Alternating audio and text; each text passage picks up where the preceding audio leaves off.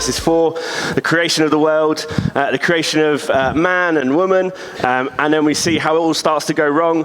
In Genesis 6, we pick up the narrative of the flood and how God starts to bring restoration, and there's this bit in the middle which isn't necessarily the most exciting. So when Dave asked me to speak on Genesis 5, I kind of went, oh, thanks. Great.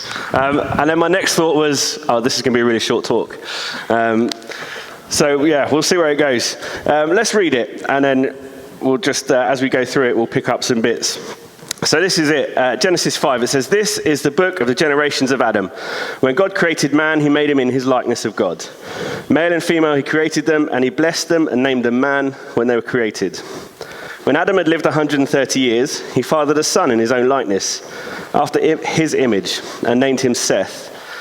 The days of Adam, after he fathered Seth, were 800 years, and he had other sons and daughters. Thus all the days that Adam lived were 930 years, and he died. When Seth had lived 105 years, he fathered Enosh. Seth lived after he had fathered Enosh 807 years, and then he had other sons and daughters. Thus all the days of Seth were 912 years, and he died. When Enosh had lived 90 years, he fathered Kenan.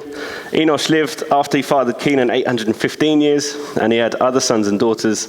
Thus all the days of Enosh were 905 years, and he died." We're picking up a bit of a theme. They all died. When Kenan lived 70 years, he fathered Mahalalel. Kenan lived after he fathered Mahalalel 840 years, and he had other sons and daughters.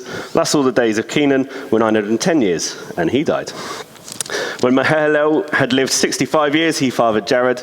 Mahalalel lived, that's a hard name, isn't it?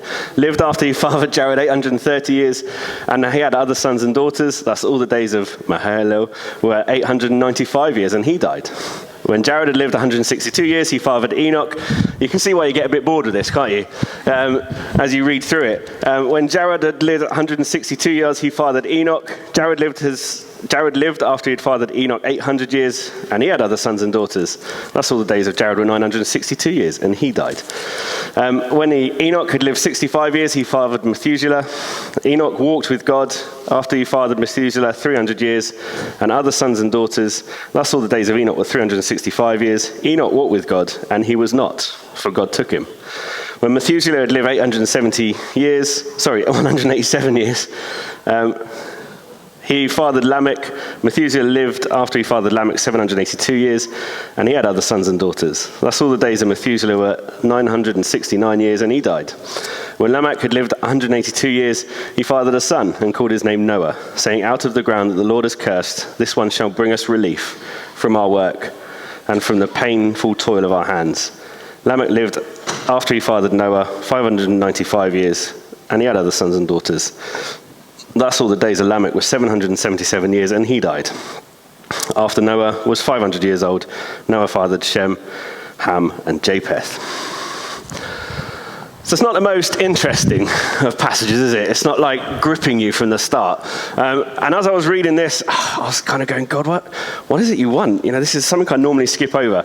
And then God reminded me of the bit in 2 Timothy 3:16, where it says, all scripture is God-breathed.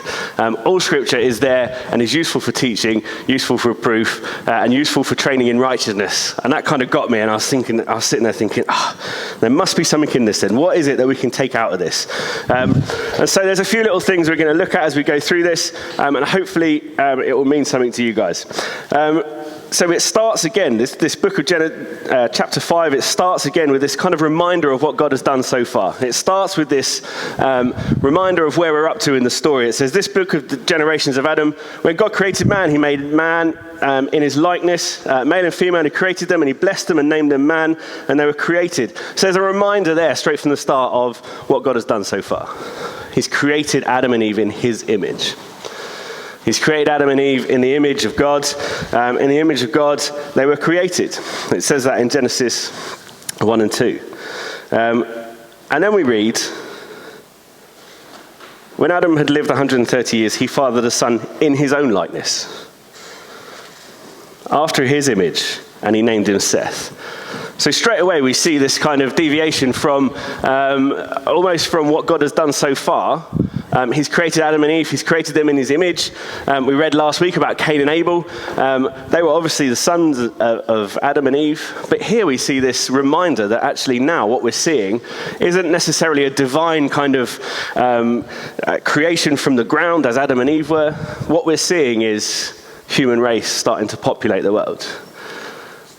We're starting to see that humans are now created by humans. They're not necessarily created by God anymore, in the way that Adam and Eve were created by God.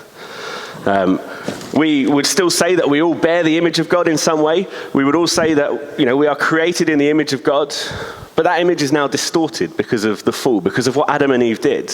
The image of God within us is now distorted. It's not the way that it was originally meant to be. It's not the way that it was for Adam and Eve. And right here at the start of this genealogy, we see a reminder of that actually things aren't necessarily the way they were meant to be. Things aren't perfect anymore. Things aren't how God intended it to be. And Seth was created in the image of Adam, that fallen image, that less than perfect image, that slightly not what God had intended image. And we see that from the outset of this genealogy. And I think that's something that runs through the rest of the genealogy. The reason that the genealogy has such a structure to it, Adam had lived 130 years, then he had a son, and then he lived some more years, and then he died. That's basically that's basically how it's set out, isn't it? And I think the reason that it's like that is because it reminds us that actually death is now part of life. It reminds us from the outset of the genealogy that, it wasn't necessarily meant to be like that originally, but that's how it is now. It wasn't meant to be that, I genuinely think that one of the reasons that we struggle so much with death as humans is because we were never meant to experience it. The reason we struggle so much when people who we love die, the reason we struggle so much when maybe our friends and our family pass on, is because we were never meant to experience it. It was never meant to be how it was. And we struggle with it. There's still something inside us that struggles with that. Because we were never meant to experience it. And I know there's many people in this room who have experienced that. And all I can say is God is our comfort in those times.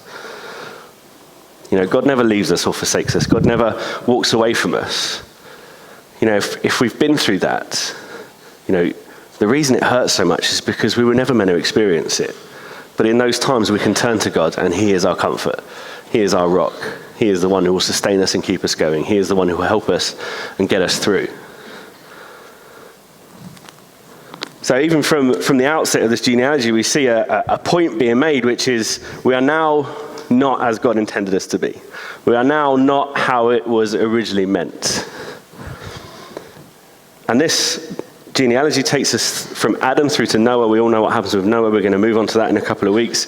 An increasing corruption in the earth, the flood. Here we see that being played out. This genealogy spans about 1,000 years, 10 generations of people. And through it, we see this continued corruption of humankind, continued corruption of the world around us. So we've got Seth, and then we've got Enosh, and then we've got Kenan, and then we've got Mahalalel, and then we've got Jared, and then we've got Enoch, we've got Methuselah, we've got Lamech, and we've got Noah. 10 generations of people. Now, I spent a lot of time reading around this, dipping in and out of all these theology books I bought when I went to university and I've never used since. They just sit on my shelf. Every so often I get them out and I look them up. And there's lots of stuff around this. One of the things I wanted to look at is the names. Because actually names mean something, don't they? Especially in ancient times like this, you were given a name that meant something. You were given a name that had a meaning. And that is the case here. Now there's lots of writing around this about a hidden code that's in there that brings out some sort of message. I've got to be honest with you, I don't believe in hidden codes in the Bible. If it's not there, written, it's not meant to be there. Stop trying to look for something that's not there. Useful bit of advice for you. Just take it at face value. But there are meanings in these words. I thought in preparation I would look up my own name. and my own meaning. If I was to look up a sense, you've got to be really careful where you look for meanings, because you can get a really good definition, or you can get something that's really silly. So I looked up my name. I just did a search in the dictionary. The sensible one that I came up with was Paul. It means small or humble. Maybe not great on the small side, but I'd like to think I'm humble, but I think in saying that I've discounted that, but there we go. But you can get a sensible definition, or you can get a really silly definition. I found this site called the Urban Dictionary. I don't know if you've ever heard of it. It's quite funny. I looked it up, and I've typed in my name, Paul, and it came up with this definition. I like this one. It says, the kindest, best guy friend you could ever have. Unknowingly funny, and always willing to listen. He always has a smile for you when you see him, and you find yourself missing him if you don't see him for a while. He might seem shy at first, but once you get to know him, he begins to open up and let you in. You cannot imagine how lucky this makes you feel. Great soccer player too. I hate football, so that's not right. Any girl would be lucky to have him. So that's my definition in the Urban Dictionary. So you've got to be really careful where you look for definitions. And you've got to go to trusted sources. Because if you start looking around in random places, you find things that aren't necessarily right. So I would encourage you, if you're doing research into Bible verses, if you're doing research into anything, look for trusted sources. Look for sources that are reliable. Because if you don't, you're going to end up looking at things that aren't necessarily helpful for us. You're going to find things that will just confuse us and maybe distract from the point that we're trying to make. Now, when we had our children, we gave our children names that meant something. And I'm sure parents in this room have probably done the same thing. We called Grace because she's here by the grace of God, for example. We had problems with Grace during pregnancy, and we really felt that she was here because God had seen us through that. And so we gave her that name. Names have meanings. And these names in here have meanings as well. And they bring out some really interesting points. So if we can flip on Richard, the first name, and we've already looked at this one, is Adam. Adam means man. Dave picked up on that a couple of weeks ago, so we're going to leave that one there. We're not going to talk about that anymore. The next one that I want to pick up on is Seth. Now, Seth means appointed. Okay? And if we flip back into Genesis 4, just towards the end, Genesis 4:25, it says this, and Adam knew his wife again, and she bore a son and called his name Seth, for she said, God has appointed for me another offspring instead of Abel, for Cain killed him. To Seth also was born Enosh. So Seth means appointed, and that's the reason he has his name, because he was appointed to Adam and Eve, and he took the place of Abel. If we move on, we've got Enosh. Enosh means mortal, and I think, we said, didn't we, at the start, we've got this idea of the image now being in the image of man and not necessarily in the image of God. We've got the image now slightly distorted from what it was originally meant to be. And this is a reminder for me, Enosh, the name mortal, is just a reminder that now we have a mortal life. Now we are destined to die. Life is going to end at some point. Our bodies are finite, aren't they? Our bodies can only work for a certain amount of time. Our heart will only beat a certain number of times before it stops. One of the certainties in life is that at some point we're going to die, unless you're like Enoch, but we'll come on to him later. Death is now part of life. And I think, having this name here, Enosh, is a reminder that life is now mortal. Life is now going to end at some point in terms of our physical bodies. Our spirits will live on with God for eternity.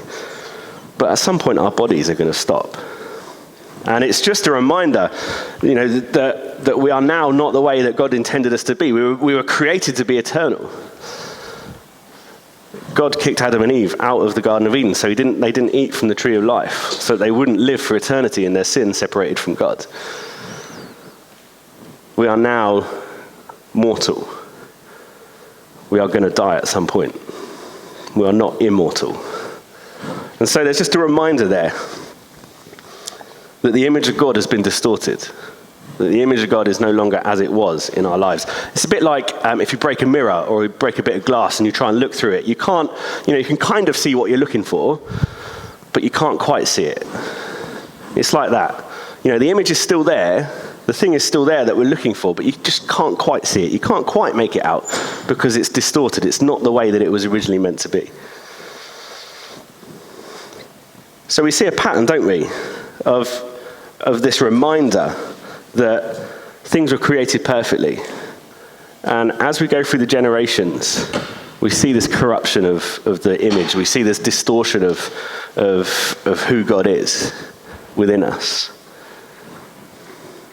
Then we move on to the name Kenan. There's no real definition for that. No one has come up with one. Then we get to Mahalalel, and his name means praise God. We get to Jared, and his name means descended. And then we get to Enoch, a really interesting character. And the genealogy breaks a bit here in its pattern. So let's flip to verse 21. And it says, when Enoch had lived 65 years, he fathered Methuselah. Enoch walked with God, and he fathered Methuselah. After he fathered Methuselah, he lived 300 years and had other sons and daughters. Thus all the days of Enoch were 365 years. Enoch walked with God, and he was not, for God took him. So it breaks with its pattern. It doesn't talk about Enoch dying, and that's because God took Enoch before he died. And that might seem a little bit strange. That might seem a little bit weird, maybe, that someone can be taken by God without necessarily experiencing death. And yet we read it here in the life of Enoch. We read it a bit later in the Bible as well with Elijah. He's the only other person who was taken without experiencing death. He was taken up by God. But the life of Enoch is a really, really interesting one. And he's the only one other than Noah, he's the main one that's mentioned a few more times throughout the Bible. So we're just going to look at a couple of those. And it might help us understand how Enoch found such favor with God that he wouldn't experience death. So if we flip over to Hebrews 11, I know we've looked at this quite a few times over the past few weeks. If you've got your Bibles, flip over to Hebrews 11.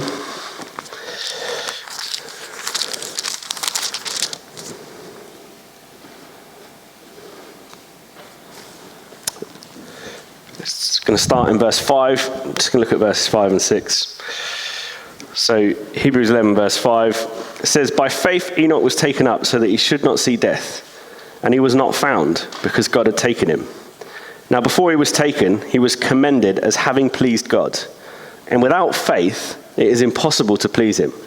For whoever would draw near to God must believe that he exists and that he rewards those who seek him.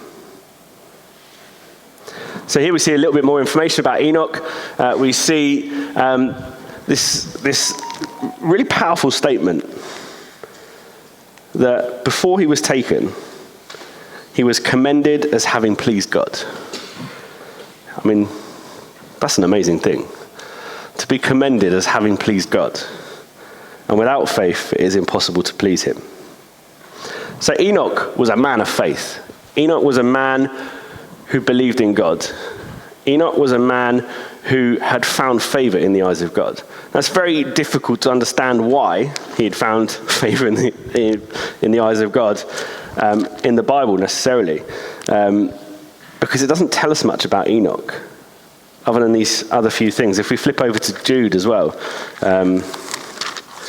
which isn't a book we go to very often. It's one book before it's one book before Revelations, and it's one chapter long. So it's a bit of a small one. But if we look at Jude and we're going to chapter 14, we see a little bit more about Enoch. It says this, Jude 14, it was also about these that Enoch, the seventh from Adam, prophesied, saying, behold, the Lord comes with 10,000 of his holy ones to execute judgment on all and to convict all the ungodly of their deeds, of their ungodliness, that they have committed in such an ungodly way, and all of the harsh things that the ungodly sinners have spoken against him. These are the grumblers, malcontents, following their own sinful desires, that are loudmouth boasters, showing favoritism to gain advantage. Here we see a little bit more about Enoch. This is the same one that's mentioned in that genealogy. This is Jude here is directly quoting. It's in quote marks in my Bible, and it probably is in yours as well. He is quoting from something that Enoch has written. Now, back in the early church, there was the book of Enoch, which was written by Enoch. It was an apocalyptic book which kind of ran alongside Revelation and had similar themes to Revelation and Daniel and things like that about the coming of Jesus and the second coming of Jesus, the judgment that was going to come with that, the sense of righteousness that came with that judgment. All that stuff was included in the book of Enoch. When the Bible was canonized, it wasn't put in, so it's not something that we are very familiar with or necessarily read, but it's something that early Christians would have been aware of. It's something that early Christians would have known about. And this direct quote says a lot about who Enoch was, I think. I'm just going to read it again. It says, "Behold, the Lord comes with 10,000 of his holy ones to execute judgment on all and to convict the ungodly of their deeds of ungodliness that they have all committed in such an ungodly way." There's lots of ungodly in there. And of all the harsh things that the ungodly sinners have spoken against him. If we put Hebrews 11 and Enoch having found favor in God, in God's eyes, being commended as someone who was walking with God, and we take this bit in Jude and the statement that is spoken there, I think we can see that Enoch was a guy who was not afraid to say what God had asked him to say. He was a guy who was not afraid to stand up in front of people who were doing stuff that wasn't what God had asked them to do, who were living in a way that wasn't reflecting God, who were part of the corruption of the world and humanity. And he wasn't afraid to stand up and say what God was asking him to say. He was a guy who wasn't afraid to be who God had asked him to be. He wasn't a guy who was going to shy away and just let people get on with it. He wasn't a guy who was going to stand there and watch people heading towards a destination which was without God. He was a guy who was willing to stand up, to take action, and to fight for God. And I think there's a challenge in that for all of us, isn't there?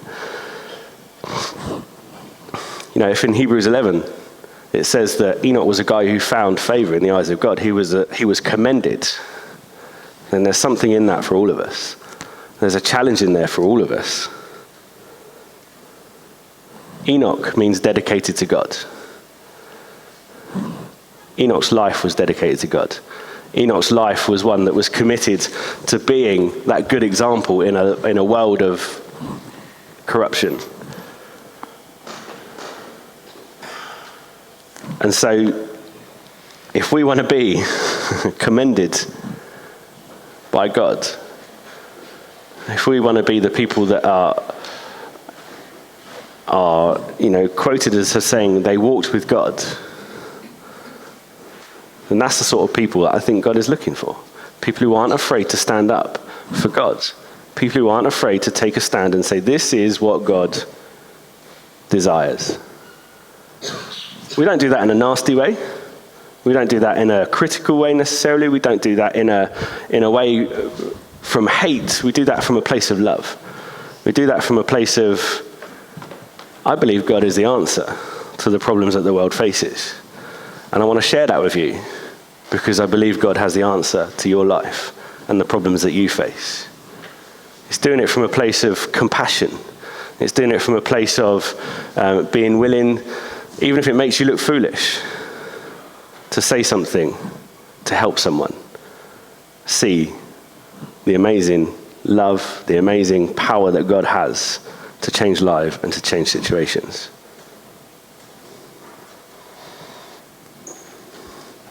Enoch, interestingly, names his son Methuselah. Now, Methuselah means death shall bring. When you split the word down into its Hebrew origins, it means death, his death shall bring. And interestingly, Methuselah died the year of the flood of Noah. So Enoch's life, and even his child's life, were a prophecy of the things that God was asking. A prophecy of the things that were going to happen if people didn't change their ways. Methuselah, his death brings, and he dies the year of the flood.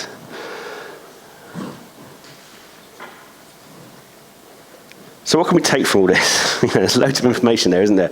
There's loads of different things that we can probably take from that on a personal level or corporately as a church. There's loads of different things that are part of that.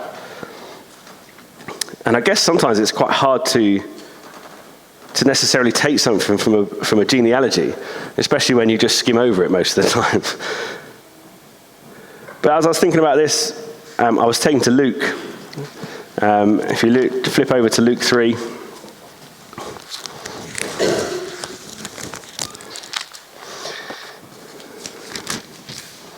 I'm not going to read all this because it's got lots of difficult names in it. But in Luke 3, sorry, my Bible just flipped over. Luke 3:23 through to the end, we see the genealogy of Jesus Christ.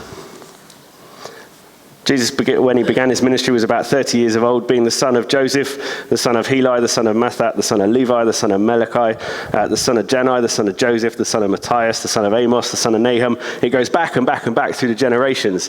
And towards the end, we begin to see this. The son of Canaan, the son of Arphaxad, the son of Shem, the son of Noah, the son of Lamech, the son of Methuselah, the son of Enoch, the son of Jared, the son of Mahalalel, the son of Canaan, the son of Enosh, the son of Seth, the son of Adam, the son of God. So we read this short genealogy here in Genesis 5, and we might struggle to understand why it's there. But then we see it quoted again in Luke 3, with the genealogy of Jesus Christ.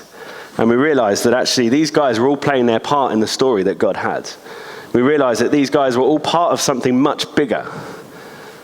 And that was bringing about the life of Jesus Christ, who ultimately paid the sacrifice so that all of us could have that relationship with God.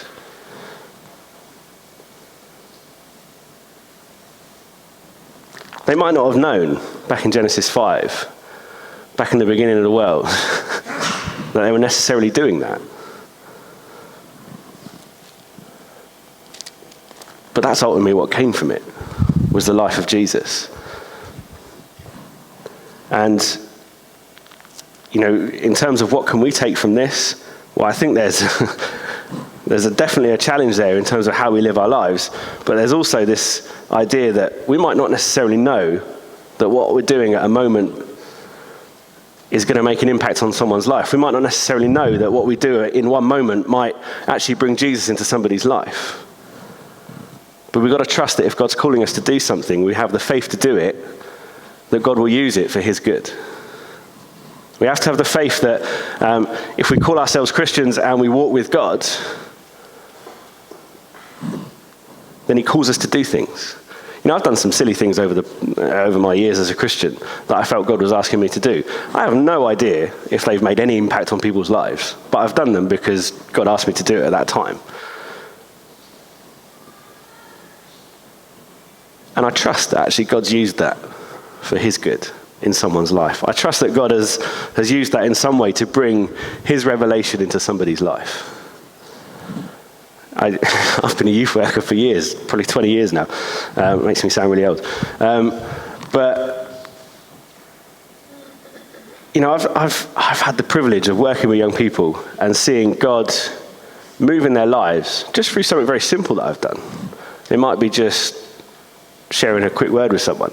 It might be praying with someone. I remember I used to live in High Wycombe. I didn't live in High Wycombe, sorry, I worked in High Wycombe, I lived in Slough, and I used to do a lot of schools work in High Wycombe. That was pretty much my job. There was 8 grammar schools, I used to go into all of them.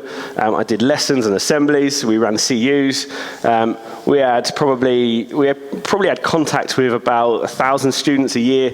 And I trust that, God has used all that for the good.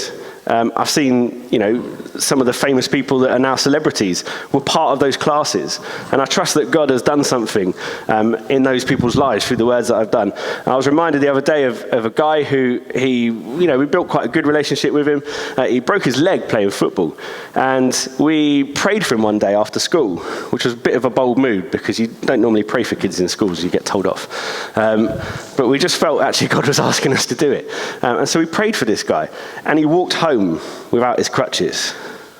And I just think, wow, that guy's life was changed. But what about his friends who saw that as well? And we've got to be faithful to what God's asking us to do. We've got to be willing to put into action what God is asking us to do. If we are going to say that we're Christians, if we're going to say that we believe in God, we have to have a lifestyle that matches up to that. And we have to have the faith that matches up to that as well. If we're not, then we're really not functioning as God would want us to. We're really not doing what God would want us to. And, God still loves us. God will still, in eternity, we'll be with God. But we're missing out on something if we're not doing what he's asking us to do. We're not really reaching our full potential. And so what I would encourage us all this morning with is to be like Enoch. To walk humbly before God. There's a bit in Micah where it says, what does God require of us other than to love justice, to do justice, to love kindness, and to walk humbly before your God? I think it's Micah 6:8. If we can live our lives in a way where we do justice, God's justice, not the world's justice, God's justice, and if we can love kindness and walk humbly before God, and that's really what he's looking for in our lives. A life that is devoted to him, that says, you are more important than I am. And I'm going to walk humbly in that. And I'm going to allow you to guide me. And I'm going to allow you to show me what it is that you want me to do. And if we can be at that place, and if as a church we can be at that place, if as individuals we can be at that place, I believe God is going to do mighty things. I believe God will shake the town that we live in, the county that we live in, the nation that we live in, the world that we live in. If as Christians we can just get to a point where our sole aim is to have that commendation that Enoch had, of I walked with God and I was willing to put him first and not myself. And that's really all I've got to say this morning, I think. And I don't want to talk too much longer. But I just want to encourage you that even in seemingly boring bits of the Bible, evenly bits of the Bible that might seem like there's not much in them, if you read them, and you read them, and you read them again, God reveals something to you every single time, without fail. All of this is God-breathed. All of this is here to help us and inspire us. So don't skip over chapters. I've got to be guilty. The last few years I've done a Bible in a year, and I've skipped over books like Numbers because it just gets really boring. But even in that, there's something for us to learn, and there's something for us to take from it. But let's have a faith which says, God is more important than I am. I am willing to do what God wants me to do. And I'm going to have the faith to do it if he asks me to do it.